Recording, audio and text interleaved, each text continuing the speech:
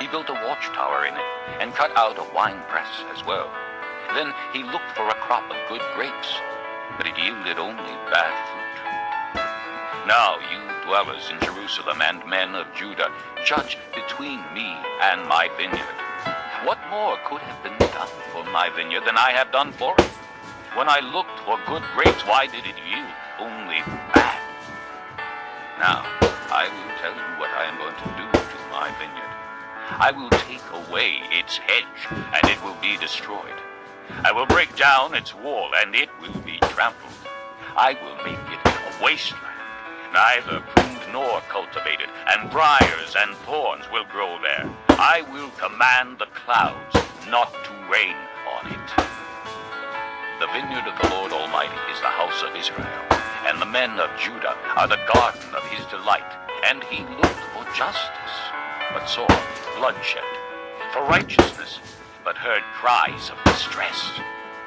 Woe to you who add house to house and join field to field till no space is left, and you live alone in the land. The Lord Almighty has declared in my hearing. Surely the great houses will become desolate, the fine mansions left without occupants. A 10-acre vineyard will produce only a bath of wine, a homer of seed, only an ephah of grain. Woe to those who rise early in the morning to run after their drinks, who stay up late at night till they are inflamed with wine. They have harps and lyres at their banquets, tambourines and flutes and wine, but they have no regard for the deeds of the Lord, no respect for the work of his hands. Therefore my people will go into exile for lack of understanding. Their men of rank will die of hunger, and their masses will be parched with thirst. Therefore the grave enlarges its appetite, and opens its mouth without limit. Into it will descend their nobles, and masses with all their brawlers and revelers. So man will be brought low, and mankind humble, the eyes of the arrogant humble. But the Lord Almighty will be exalted by his justice, and the holy God will show himself holy by his righteousness. Then sheep will graze as in their own pasture. Lambs will feed among the ruins of the rich. Woe to those who draw sin along with cords of deceit, and wickedness as with cart ropes. To those who say, let God hurry, let him hasten his work so we may see it. Let it approach. Let the plan of the Holy One of Israel come so we may know it. Woe to those who call evil good, and good evil, who put darkness for light, and light for darkness, who put bitter for sweet, and sweet for bitter. Woe to those who are wise in their own eyes, and clever in their own sight.